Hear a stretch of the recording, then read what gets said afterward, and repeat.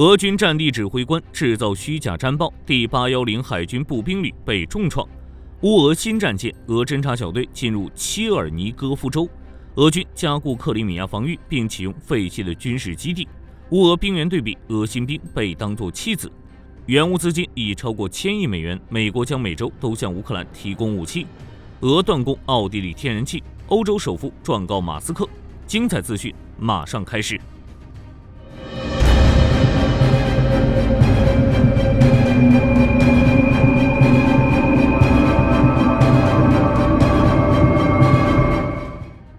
战场方向，俄军指挥官制造虚假战报，切尔尼戈夫州、克里米亚都有新消息。库尔斯克方向，乌军持续在该地区推进。最新的地理录像显示，乌军在新伊瓦诺夫卡内略微推进，俄军则是在马丁诺夫卡与奥尔格夫卡附近的森林中推进。由于天气问题，乌俄双方的攻击强度都有所缩减。不过，有俄罗斯消息称，俄军战地指挥官制造虚假战报，夸大了俄军在库尔斯克州的进展，并导致俄军在战场上的损失。火力军怀疑俄军的战地指挥官是不是都受过训练？记得上次爆出类似消息的地点是在西维尔斯克方向，这次在库尔斯克轮到第810海军步兵旅遭殃了。在奥尔洛夫卡方向，俄军指挥部将第810旅的成员在没有火力支援、没有战术布置的情况下派到前线作战。乌军也抓住了这个机会，正在一步步摧毁该旅。在切尔尼戈夫州方向，一支俄罗斯的破坏与侦察小组越过国际边境，对切尔尼戈夫州进行了一次入侵，并插上3色旗。在俄罗斯那边，甚至还有消息称俄军进入科洛斯与格列米亚奇，但实际并非如此。俄罗斯这是信息战，也是虚假战报的一部分。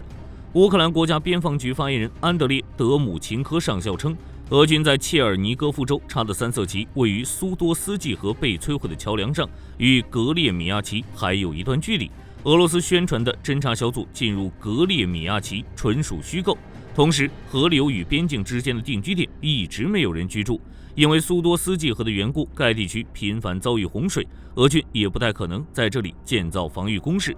不过需要注意的是，俄军派遣侦察小组进入切尔尼戈夫州不会没有原因。切尔尼戈夫州位于乌克兰北部，与俄罗斯和白俄罗斯的边界。乌俄战争刚开始的时候，部分地区被占领，俄军从基辅撤退后也撤出了切尔尼戈夫州。也就是从那时起，俄军开始定期炮击边境附近的定居点，并对该地区发动越境袭击。这次侦察小队进入切尔尼戈夫州，也有可能是俄军想要趁苏多斯季河在冬季结冰之际对格列米亚奇发起进攻，从而吸引乌军兵力，缓解库尔斯克与其他战线的压力。乌军要小心这一点。哈尔科夫方向，战线位于沃夫昌斯克斯塔里亚奇附近，俄军的战术没有改变，在没有装甲车辆支援的情况下，对乌军阵线发起步兵攻势。由于天气问题，俄军并没有在哈尔科夫北部集中大量部队或机械化武器，不会有大规模的攻势。库皮扬斯克方向，乌军正在抵御俄军在该地区的攻势。有消息称，俄军在库皮扬斯克郊区站稳了脚跟，并在建立后勤系统。俄军的攻势可以持续多久，还是未知数。恰索夫亚尔方向，双方的作战重点位于运河附近。乌军作战旅的发言人表示，为了躲避无人机与热成像仪，开始使用特殊的雨衣和毯子隐藏热信号。托列斯克方向，乌克兰卢甘斯克集团军发言人博博夫尼科娃少校表示，俄军向涅利皮夫卡附近进行了一次机械化袭击。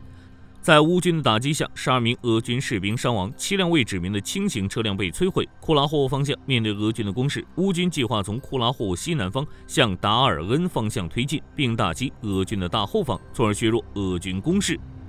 顿涅茨克扎波罗热边境地区，乌军在大诺沃希尔卡地区与俄军作战。俄军的战术就是利用在弗勒达西北部的推进，向大诺沃希尔卡施压。扎波罗热方向一直有消息称，俄军会在不久的将来对该地区发起进攻，但根据战争研究所的报道，目前俄军并没有在扎波罗热地区部署新的部队，加上后勤问题，俄军在扎波罗热的新攻势大概率不会很大。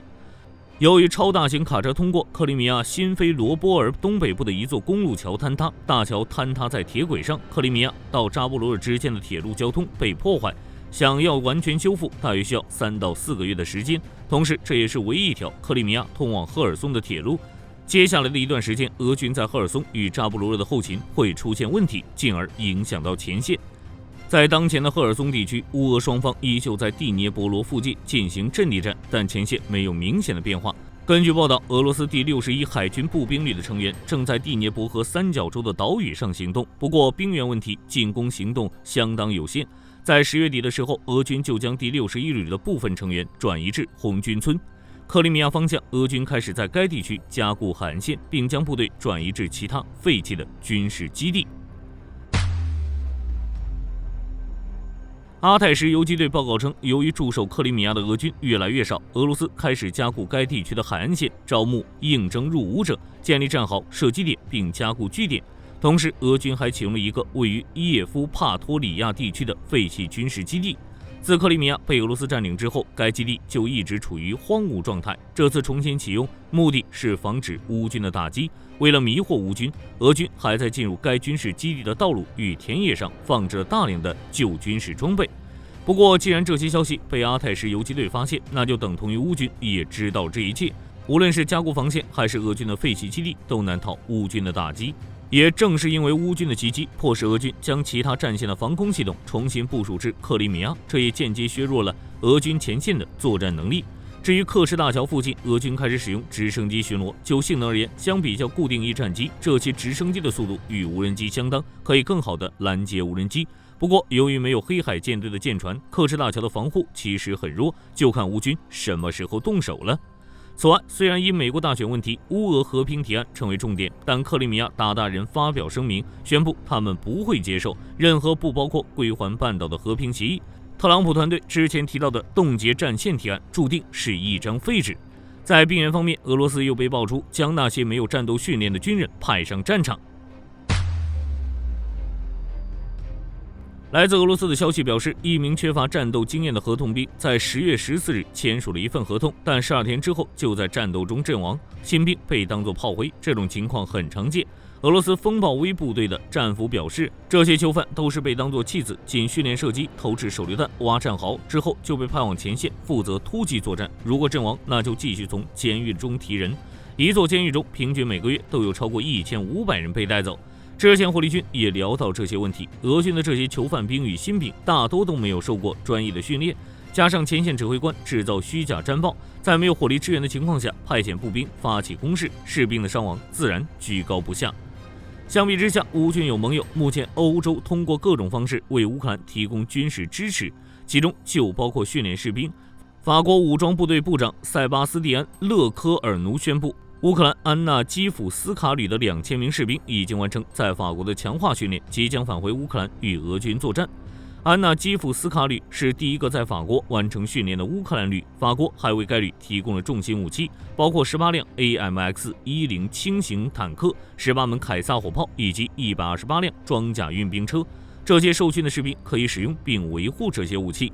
另一边，美国五角大楼副新闻秘书萨布丽娜·辛格在新闻发布会上表示，计划每周向乌克兰运送一批武器，确保拜登任期结束前落实70亿美元的援助。自战争开始以来，乌克兰已经获得超过1000亿美元的支持。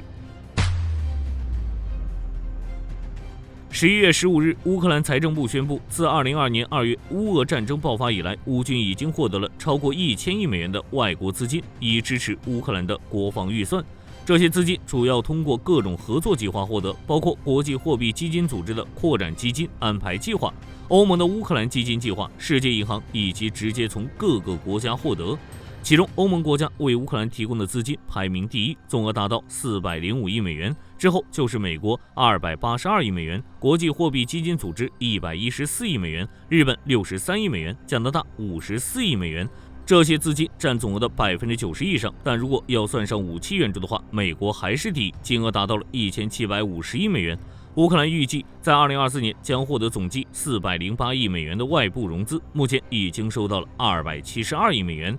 在援助方面，英国《泰晤士报》还传出过一个消息，如果美国停止援助，乌克兰将在数月内重新拥有核武。不过，关于《泰晤士报》的报道，乌克兰的外交部发言人蒂西直接否认了，强调乌克兰不拥有、不发展，也不打算制造核武器。毕竟核武这东西不是说用就用的，同归于尽并不是很好选择。如果拿核弹威胁全世界，加入北约、欧盟，这事儿就不用想了。早在10月份，泽连斯基就表示，在北约与核武器之间，乌克兰选择北约。根据路透社报道，俄罗斯天然气工业公司将于10月16日停止向奥地利供应天然气。随后，奥地利总理卡尔内哈默对此进行了回应，其表示俄罗斯会有此番行径，其实已在意料之中，该国早就为此做好了准备。其环境部长利奥诺·戈维斯勒更是通过 X 平台指出，该国的天然气储量足以支撑国内消耗超过1年以上。且目前，奥地利已从德国、意大利、荷兰等国获得了相对应的替代能源。即便俄罗斯对其断供天然气，也并不会对该国造成重大影响。紧接着，乌克兰外长安德烈·西比加也对此事进行了表态。他认为，俄罗斯此举等同于把能源供应变相的视为一种另类的侵入武器，而奥地利能不受其限制，则代表着欧洲或将不再依赖俄罗斯天然气。同时，这也意味着俄罗斯打算依靠能源来获得战争资金的计划即将土崩瓦解。例如，据有关数据显示，在2022年乌俄战争爆发前，俄罗斯天然气在欧盟市场中的占比率高达40%。然而，到了2023年，俄罗斯通过乌克兰管线向欧洲输送约151立方米的天然气，该运输量仅占2018年至2019年间俄罗斯对欧洲天然气供应量的8%左右。与此同时，在俄罗斯断供奥地利天然气后，欧洲仅剩下匈牙利和斯洛伐克仍需继续采购俄罗斯天然气，其中匈牙利是利用经过土耳其的管线取得能源，而斯洛伐克则是通过乌克兰管线。需要注意的是，乌克兰管线的过境使用合约将于年底到期，且乌克兰不准备继续该计划，届时斯洛伐克或将也需要通过其他渠道来获取相应的能源供应。根据《纽约时报》报道，此前美以机密文件泄露一事目前取得了最新进展。美国调查局逮捕了中央情报局的一名官员，其名为阿西夫·拉赫曼，他被指控泄露了以色列对伊朗的反击行动。目前，拉赫曼已被带到关岛法院，将接受美国方面的调查。与此同时，以色列在中东的行动倒是没有受到什么影响，继续打击真主党和哈马斯。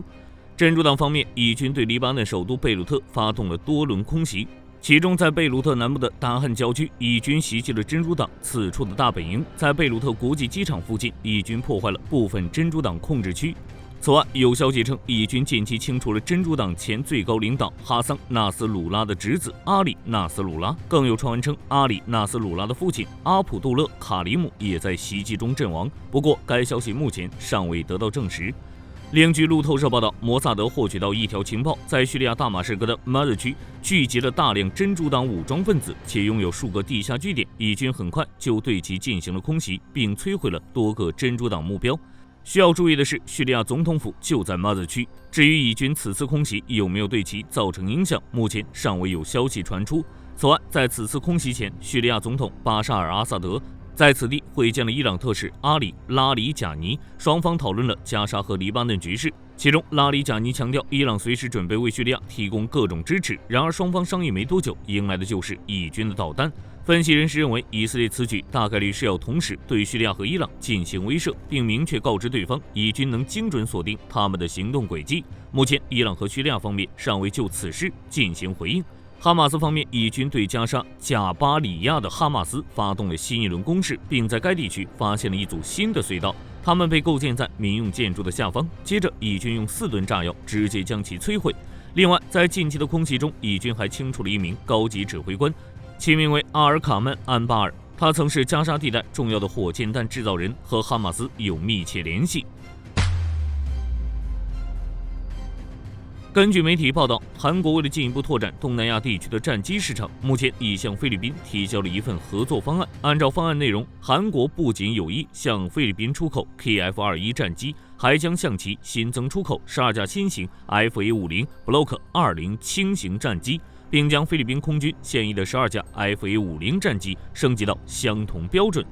而韩国之所以要与菲律宾展开合作，主要是因为早在2012年，菲律宾就启动了多用途战机项目，但受多重因素影响，至今仍未确定最终目标。目前参与该项目竞标的机型包括美国的 F-16和瑞典的鹰狮战机。与这2款战机相比， KF-21 在性能方面明显占优，例如其配备有更多的载油量和载弹量，可容纳探测距离更远的雷达，在爬升能力、最大飞行速度等方面表现更强。此外，其还拥有 F-16和鹰狮战机不具备的隐身能力。或许正是凭借着这些优势，韩国才决定要在东南亚战机市场中分一杯羹。另外，有消息透露，按照菲律宾目前的国防预算来看，大概只能够采购10架Block 1标准的 KF-21。该款战机的优点和缺点都很明显，优点就是空对空作战能力强，缺点就是对地对海攻击能力较弱。如果菲律宾选择采购该型战机，那么也就意味着其或许只能进行相应的空防任务。不过，为了打消菲律宾的顾虑，韩国已向菲律宾承诺，只要双方能够达成正式协议，菲律宾将在2028年为其提供 Block 2标准的 KF-21，以全面提升该国战力。除菲律宾外，韩国也与马来西亚签署了一份军贸协议，向其提供18架 FA-50轻型战机。此外，这份协议还规定，马来西亚将成为韩国 FA-50轻型战机在东南亚地区的后勤中心，提供维修、翻新等服务。总而言之，无论是菲律宾还是马来西亚，都是韩国打开东南亚军机市场的重要渠道。但受多重因素影响，彼此之间能否顺利合作，目前来看还是未知数。根据美国国防新闻报道，美国海军与挪威康斯伯格公司签署了一份增产海军打击导弹的合约，总价值约9亿美元。康斯伯格公司表示，这笔订单是其历来最大的单笔导弹增购合约。此外，该合约还包括额外的20亿挪威克朗的选择权，后续或将继续追加采购规模。海军打击导弹有效射程185公里，堪称全球最畅销的新一代反舰武器。目前，美国、英国、西班牙、荷兰和澳大利亚均已采购。按照美军计划，将会把这款导弹配备在近岸作战舰、星座级巡防舰以及陆战队滨海团的无人发射车上，借此发挥其超视距精准打击能力。未来可能还会成为该国反舰作战的核心火力。根据战区报道，波音公司正在筹备阿帕奇直升机的现代化升级计划。按照该公司的说法，之所以会做出此项决定，主要是因为阿帕奇直升机产自冷战时期，尽管其性能优异，但鉴于乌俄战争等现代化冲突，先进的无人机后来居上，逐渐成为战场上的首要威胁。因此，波音公司计划对阿帕奇直升机进行现代化升级，以便使其能够服役至2060年，继续维持美军的空中优势。此外，按照波音公司计划，目前最新版的阿帕奇直升机已具基本开放式架构概念，可让各种装备与武器初步达到随插随用程度。未来改良型阿帕奇直升机将延续这一概念，并将从现有的火力投射、战斗巡逻定位，逐步转变为兼具打击战力的战场指挥以及情监侦节点。具体的升级细节如下：首先，扩大其开放式架构设计，以便能够随时加装最新型的装备和软件。例如，未来改良型的阿帕奇直升机将延长两侧机翼，并增设第3组挂架，借此搭载更多武器、副油箱或无人机。同时，还将会换装新型航电设备，包括多功能触控屏幕、头盔显示器等，以降低机组人员的工作量，提高作战效能；亦或是换装新型发动机，以提升负载力和供应电力，从而为后续的改良工作奠定基础。其次，对现有设备进行升级，提升当前长弓雷达的侦搜能力，或者是改进主动电子扫描阵列雷达，甚至可能将雷达天线整合至机身，用以降低飞行阻力。根据印度经济时报报道，欧洲首富贝尔纳·阿尔诺旗下的公司正在起诉世界首富埃隆·马斯克旗下的社交平台 X。原因是 X 平台使用媒体内容却没有支付适当的费用，涉及到的媒体平台包括巴黎人报、回声报、费加罗报和世界报。预计此案将于明年5月开庭。好了，这期视频到这就结束了。各位觉得切尔尼戈夫州会成为新的战线吗？可以在评论区留言讨论。我是火力军，下期见。